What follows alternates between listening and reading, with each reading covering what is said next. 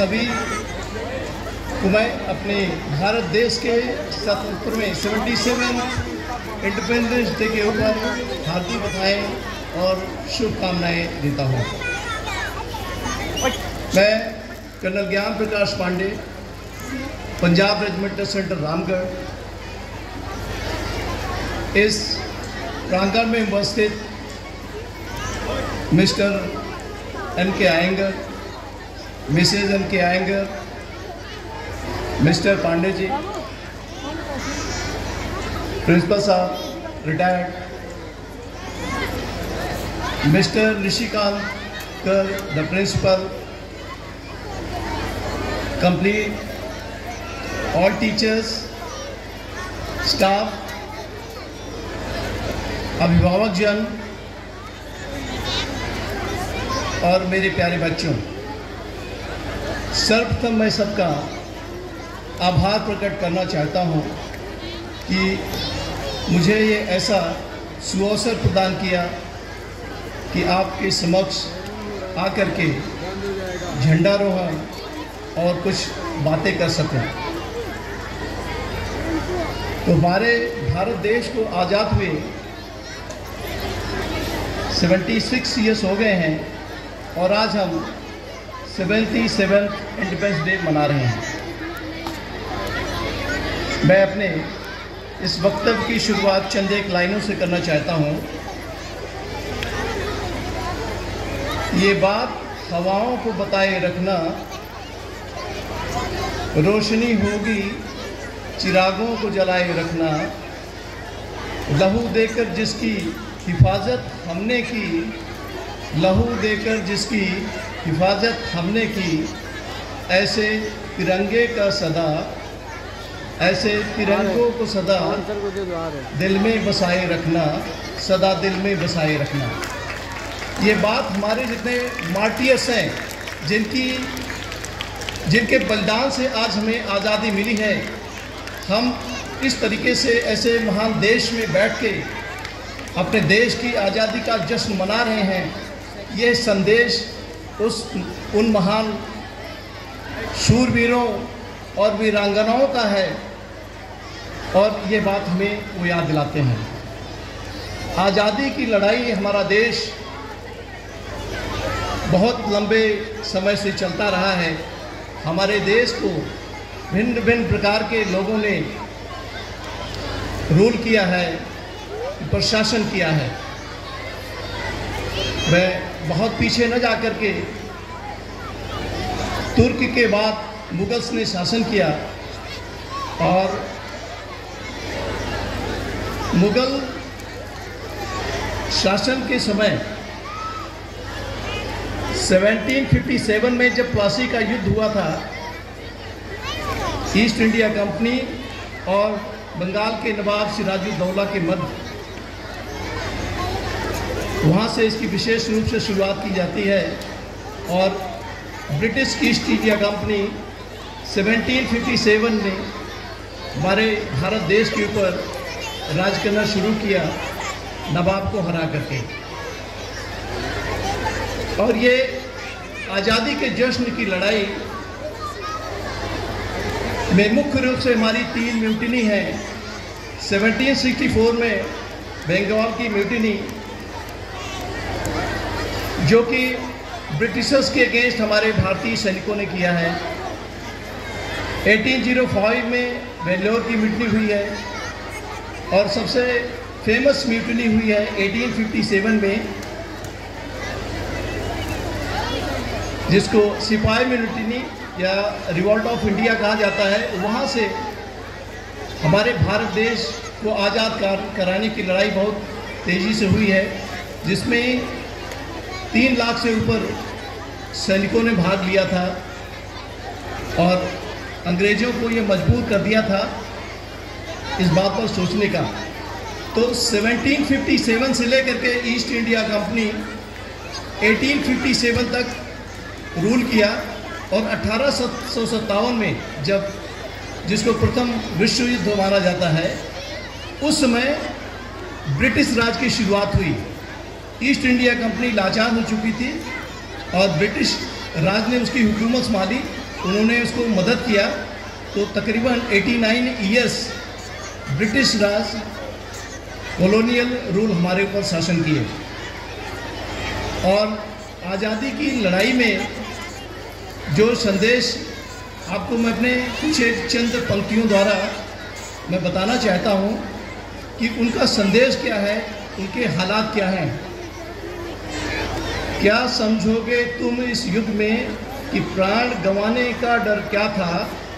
क्या समझोगे तुम इस दौर में कि अंग्रेज़ों के प्रताड़न का स्तर क्या था, कि अंग्रेज़ों को किस तरीके से, अंग्रेज़ों द्वारा हमें किस तरीके से प्रताड़ित किया जा रहा था। क्या देखा है तुमने वो रातों रात पूरे गांव का जल जाना? क्या देखा है तुमने वे मासूम बच्चों का भूख से मर जाना? कहने को तो धरती अपनी थी, कहने को वो धरती अपनी थी, पर भोजन का न एक निवाला था। There was nothing to eat. Complete land was ours, but that was the condition. There was nothing to eat. सूरज तो उगता था हर दिन, सूरज तो उगता था हर दिन, हर घर में अंधियारा था, हर घर में अंधियारा था। बैसाखी का पर्व मनाने घर घर से दीपक निकले थे, बैसाखी का पर्व मनाने घर घर से दीपक निकले थे। लौट न पाए अपने घर को जो देश बचाने निकले थे, लौट न पाए अपने घर को जो देश बचाने निकले थे। This is the condition, this was the condition when the country was fighting for the freedom. और इन सब के साथ हमारे शूरवीरों ने इतनी मेहनत करने के बाद ये हमें आज़ादी मिली है, और आज़ाद भारत देश में हर क्षेत्र में विकास किया हुआ है, चाहे शिक्षा का क्षेत्र हो, मेडिकल का हो, इंफ्रास्ट्रक्चर का हो, पॉलिटिक्स में है, टेक्नोलॉजी में है, हर क्षेत्र में हमने अच्छे तरीके से विकास किया है। और अब ये समय आ गया है हमें, जो कि हमारे माननीय प्रधानमंत्री जी का ये सपना है कि हम आत्मनिर्भर बने। जब तक सिर्फ सेल्फ रिलायंट नहीं होंगे, आत्मनिर्भरता हमारे अंदर नहीं आएगी, तो हम मजबूत देश के रूप में हम विकसित नहीं हो सकेंगे। क्योंकि ये कहावत है कि पराधीन सपने सुख नहीं, दूसरे के अधीन रह करके आप सुख की अनुभूति नहीं कर सकते हैं। आपके मानसिक, आपके शारीरिक, आपके बौद्धिक हर तरीके का जो विकास है, इसके लिए आपको स्वच्छंदता चाहिए। इसी प्रकार से आत्मनिर्भर बनना हमारे लिए परम आवश्यक है। हम अपने आवश्यकताओं के लिए अगर दूसरों के ऊपर निर्भर रहेंगे तो यह निश्चित रूप से कम है कि हमें उनको बहुत बड़ी कीमत चुकानी पड़ेगी। तो आज ये समय है, समय की आज ये मांग है कि हम आत्मनिर्भर बने, और आत्मनिर्भरता से ही हमारे देश में विकास का जागरण होगा। और मैं अपने पेरेंट्स, टीचर्स और बच्चों से ये अनुरोध करना चाहता हूँ कि बच्चों के विकास के लिए जब तक ये तीनों कड़ियाँ, विशेष रूप से माता पिता, अध्यापकगण और बच्चे, अगर एक तरीके से एक मिलजुट होकर के नहीं जुड़ेंगे, एकजुट होकर के मेहनत नहीं करेंगे, तो वो अचीवमेंट हमें नहीं हो सकता जो हमें होना चाहिए। तो मेरा ये रिक्वेस्ट है अपने सभी अभिभावकगण के, विशेष रूप से अध्यापक से और बच्चों से, कि एक साथ मिलकर जुड़ें और अपने सर्वांगीण विकास के लिए मेहनत करें। और बच्चों को मैं ये संदेश देना चाहता हूँ कि बच्चे अपने अंदर अनुशासन बनाएं, अपनी जिम्मेदारी समझें, एकता के महत्व को समझें, भाईचारे को समझें, एक दूसरे के प्रति आदर, अवेयरनेस होना चाहिए, समय की कीमत समझें, हमारी जो पब्लिक प्रॉपर्टी है उसकी कीमत समझें, समय के साथ अपने कदम को मैच करना बहुत आवश्यक है। हमारे नेशन बिल्डिंग में अपना योगदान दें, फैमिली वैल्यूज़ को समझा जाए, अच्छी शिक्षा प्राप्त की जाए और हमेशा आशावादी रहें। सरदार वल्लभ भाई पटेल ने कहा था कि every citizen of India must remember that he or she is an Indian and has every right in this country, but with certain duties. It's very important to understand what is our responsibility, what is our duty towards what. हमारे देश की सत्ता के लिए, सुरक्षा के लिए, शांति के लिए, आत्मनिर्भरता के लिए और विकास के लिए इन ड्यूटी को समझना बहुत आवश्यक है। एंड इसके साथ ही मेरा सभी बच्चों से यह अनुरोध है कि इनको अपनी ऑनेस्टी टुवर्ड्स रिस्पॉन्सिबिलिटीज़, मैं अपनी 5 रिस्पॉन्सिबिलिटी, इनकी जिम्मेदारियों की बात करूंगा कि हम सभी को इस दिशा में सोचना है और कार्य करना है कि हमारी जो जिम्मेदारी है ये ईमानदारी के साथ हमारी जिम्मेदारी, हमारे प्रकृति के प्रति हमारी क्या जिम्मेदारी है, हमारे देश के प्रति, हमारी भारत माता के प्रति हमारी क्या जिम्मेदारी है, हमारी नैतिक जिम्मेदारी क्या है, हमारे प्रोफेशन की जिम्मेदारी जिस व्यवसाय में है। तो आज बच्चों का हमारे बच्चों का प्रोफेशन आज यहाँ पर क्या है, स्टूडेंट्स हैं, उनका प्रोफेशन स्टूडेंट्स है। तो बतौर शिक्षार्थी आपकी क्या जिम्मेदारी है। तो एक बार मैं फिर से रिपीट करता हूँ कि हमारी जिम्मेदारी हमारी नेचर के प्रति, हमारे राष्ट्र के प्रति, हमारी नैतिक जिम्मेदारी, हमारी प्रोफेशनल रिस्पॉन्सिबिलिटीज़ और हमारी व्यक्तिगत जिम्मेदारी, जब हम इन अपने 5 जिम्मेदारियों का निर्वहन अच्छे तरीके से मन लगा करके करेंगे, जिसमें कोई संदेह नहीं है, कोई शक नहीं है कि हमारा भारत देश जो कि अपने विकास के लिए अग्रसर है और एक शक्तिशाली देशों की लिस्ट में अग्रसर है, वो समय दूर नहीं है कि भारत, हमारा देश अपनी उच्च शिखर पर जाकर के पहुंचेगा। साथ में यहाँ मैं आपको एक बात और बताना चाहूँगा कि 15 अगस्त 1947 को पहली बार हमारे भारत देश में यह हमारा तिरंगा फहराया गया था। लेकिन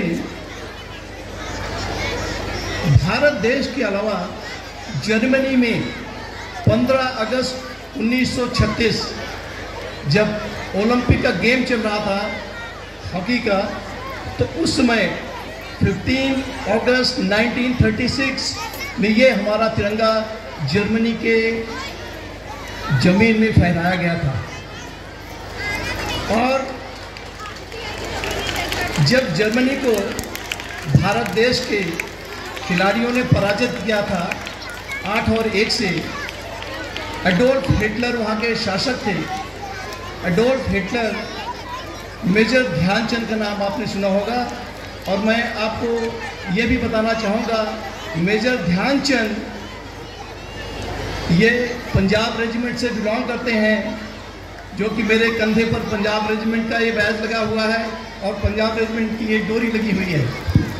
और इस पंजाब रेजिमेंट का ट्रेनिंग सेंटर आपके इस रामगढ़ में है। तो मेजर ध्यानचंद को एडोल्फ हिटलर ने ये प्रस्ताव दिया कि आप जर्मन आर्मी ज्वाइन कर लीजिए। क्योंकि वो एक डिक्टेटर थे, लेकिन लोगों को डर था कि अगर मेजर ध्यानचंद ने ये मना किया कि मैं ज्वाइन नहीं करूँगा, हो सकता है कि मेजर ध्यानचंद को वो शूट कर सकते थे, उनको वहाँ पर खत्म किया जा सकता था। लेकिन उस वीर सैनिक ने क्या जवाब दिया? India is not for sale. क्या इंडिया जो है यहाँ बिकने के लिए नहीं है। उन्होंने बिल्कुल मना कर दिया कि मैं जर्मन आर्मी ज्वाइन नहीं करूँगा। उसके बाद एडोल्फ हिटलर ने उनसे हाथ न मिलाने के बजाय उनको सैल्यूट किया और कहा कि पूरा जर्मन नेशन आपको सैल्यूट करता है। ये हमारे देश की, हमारे शूरवीरों की परंपरा है। तो ये झंडा हमारे देश से पहले विदेश की ज़मीन पर 11 वर्ष पूर्व भारत देश में लहराने के पहले लहराया जा चुका था। और आप लोगों से मेरी यही उम्मीद है कि हमारा देश विकास करे, हम आत्मनिर्भर बने। आत्मनिर्भर बनने की दिशा में हर वर्ष प्रयास किया जाना चाहिए। और मेरी माटी मेरा देश प्रोग्राम का समापन आज है और इसके लक्ष्य की प्राप्ति के लिए हर जगह पर अच्छे कार्यक्रम किए गए हैं, वृक्षारोपण किए गए हैं और लगभग हर ग्राम पंचायत में जहां पर प्रयास किए गए 75 पेड़ ग्राम सभा ने लगाए हैं इस मेरी माटी मेरा देश के अंदर। और आपका हर कार्यक्रम, हर प्रोग्राम बहुत ही बेहतरीन है। आप मिलजुल करके अभिभावक, शिक्षार्थी और शिक्षक इस देश को आगे बढ़ाएं। सभी बच्चे हमारे देश के नागरिक हैं। इन बच्चों के अंदर हर एक चेहरा है जो हर क्षेत्र में जाएंगे और हमारे देश का सर्वांगीण विकास करेंगे। और बड़ी खुशी हो रही है कि इतने बड़े समूह को एक साथ बात करते समय, और मैं ये कहना चाहूँगा कि आपके हाथ में जो ये तिरंगा झंडा है, इसका बहुत प्रयोग के बाद समुचित आदर के साथ इसका डिस्पोजल किया जाना चाहिए। इसको एकत्रित करके एक किसी लकड़ी के बॉक्स में बना करके ज़मीन के अंदर इसको दफनाया जाना चाहिए और दफनाने के बाद समुचित सम्मान देते हुए 1 मिनट का मौन धारण करने के बाद इन अपने तिरंगे को विदाई देना चाहिए। और आपको मैं याद दिलाना चाहता हूँ अपने मन अंत में, ये तीनों कलर जो हमारे तिरंगे में है, हमारा केसरिया रंग, ये हमारे देश के शक्ति और साहस का प्रतीक है। और जो सफ़ेद रंग है, ये शांति और सत्य जो हमारे धर्म चक्र में है बीच में, उसका प्रतीक है। ग्रीनरी ये हमारे समता का, हमारे धरती माता के संपन्नता का प्रतीक है। इन्हीं शब्दों के साथ मैं अपने वाणी को विराम देता हूँ और एक बार पुनः सभी का मैं तहे दिल से आभार अदा करना चाहता हूँ। और उम्मीद है कि हम अपने देश में जागरूकता और आत्मनिर्भरता, नेशन बिल्डिंग में हम हमेशा योगदान देंगे। यही हमसे इस हमारे देश की ये आशा है। जय हिंद, जय भारत।